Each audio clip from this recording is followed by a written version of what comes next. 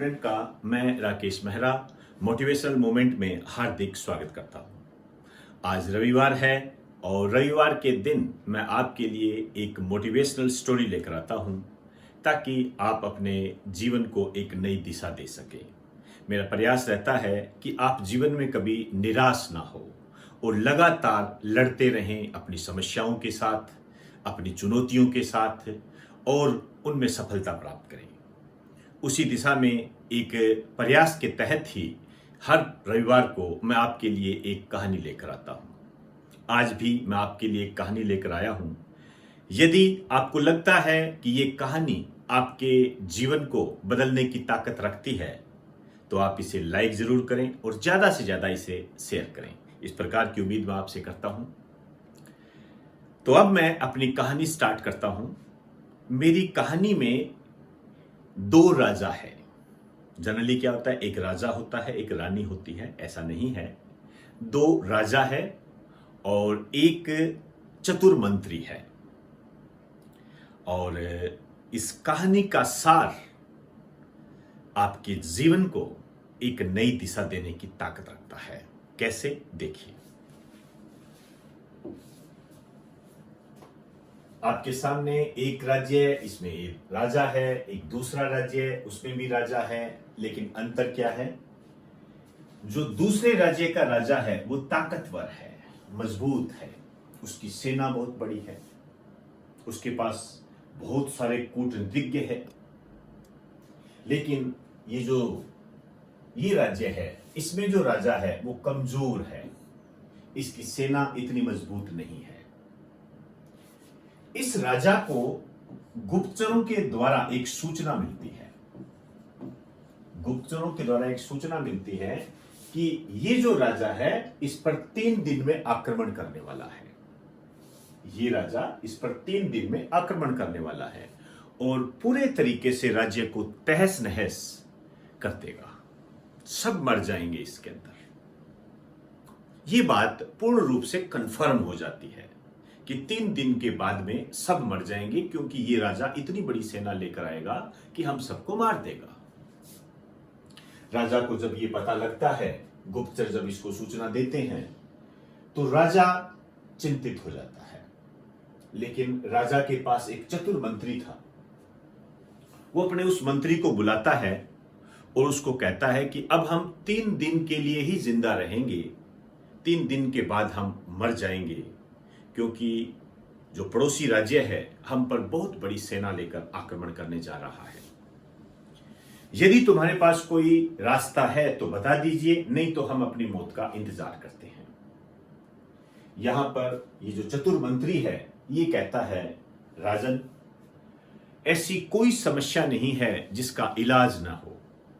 ऐसी कोई समस्या नहीं है जिसका इलाज ना हो, और इसका इलाज जो है वो ये है कि हम इस पर पहले आक्रमण कर देते हैं। दोबारा सुनिए मेरी बात को। ये चतुर मंत्री कहता है कि हम इस पर पहले आक्रमण कर देते हैं, ये हम पर आक्रमण करे उससे पहले हम कर देते हैं।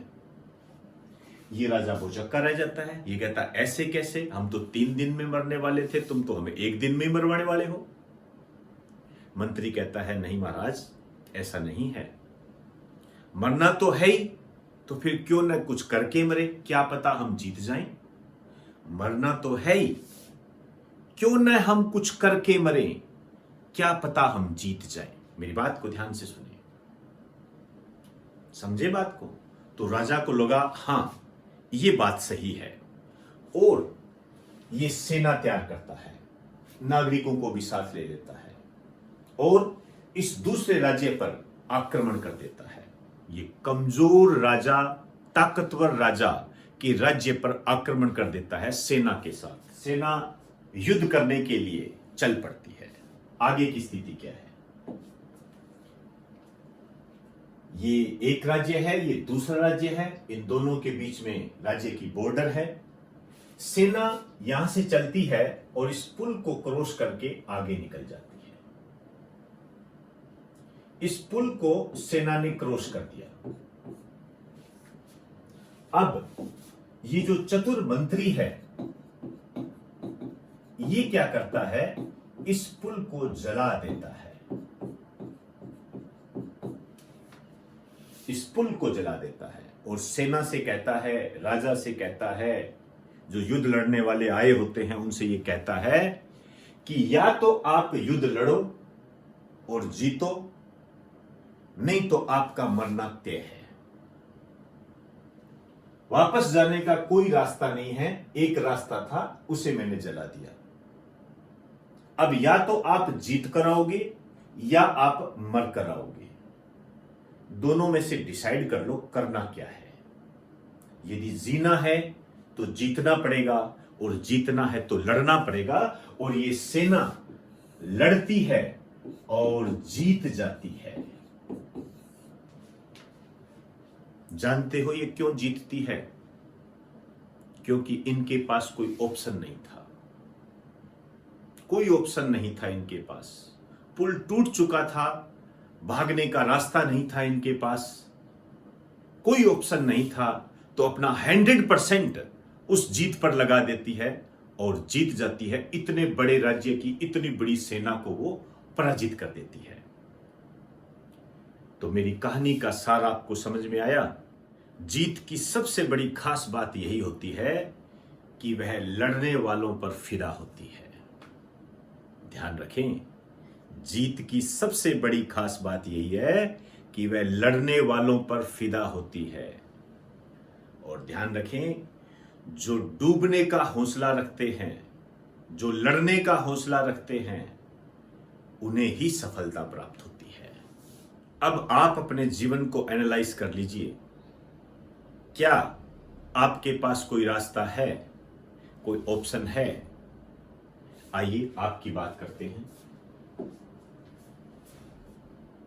आप गरीब परिवार से बिलोंग करते हो, ऑब्वियसली गरीब परिवार से बिलोंग करते हो, तभी आप गवर्नमेंट जॉब की तैयारी कर रहे हो।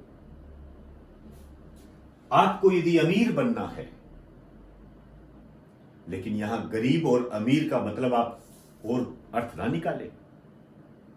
यहां गरीब का मतलब आपकी असफलता भी है, यहां गरीब का मतलब आपकी हार भी है, यहां गरीब का मतलब आपकी नाकामयाबी भी है। यदि इस साइड में आप जाना चाहते हो, जीतना चाहते हो, सफलता प्राप्त करना चाहते हो, अमीर बनना चाहते हो, कामयाब इंसान बनना चाहते हो, तो इसे प्राप्त करना पड़ेगा। क्या इसके अलावा आपके पास कोई ऑप्शन है? कोई ऑप्शन नहीं है आपके पास। तो अपना 100% दे दीजिए इसे और उस सेना की तरह जीत दर्ज कर दीजिए, क्योंकि उसके पास भी वापस लौटने जैसा कोई रास्ता नहीं था। या तो वो खत्म हो जाती या वो लड़कर जीत जाती। तो उसने अपना 100% दिया और वो जीती। आपने कल का अखबार पढ़ा होगा, उसमें राजस्थान सरकार ने पुलिस कांस्टेबल की भर्ती निकाली है। आइए, राजस्थान कांस्टेबल भर्ती 8,438 पदों पर भर्ती होगी।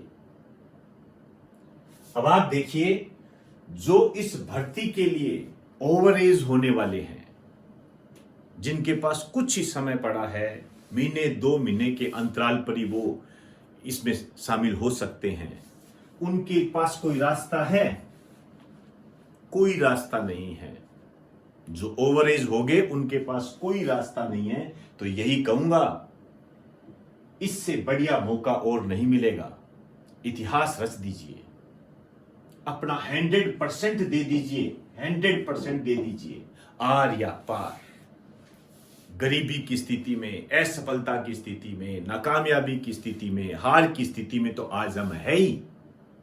क्यों न हम एक नई इबारत लिखते हैं, और जो हमारे पास कोई ऑप्शन नहीं है तो उसको हम एक ऐसा हथियार बनाएं कि हम कामयाबी का इतिहास रचें, हम जीत जाएं, हम सफल हो जाएं, हम अमीर बन जाएं। क्या हम ये नहीं कर सकते? बिल्कुल कर सकते हो, क्योंकि मैंने आपको एक ही बात कही है, जीत की सबसे बड़ी खास बात यही होती है कि वह लड़ने वाले पर फिदा होती है। तो दोस्तों, मेरी कहानी आपको कैसी लगी ये मुझे कमेंट बॉक्स में जरूर बताएं। ऐसा नहीं है कि ये आपके स्टूडेंट लाइफ में ही काम आएगी, ये आपके जीवन के हर मोड़ पर आपको मोटिवेट करेगी। ज़्यादा से ज़्यादा शेयर करें और लाइक ज़रूर करें। इजाज़त चाहूँगा। आप सभी को मेरा नमस्कार।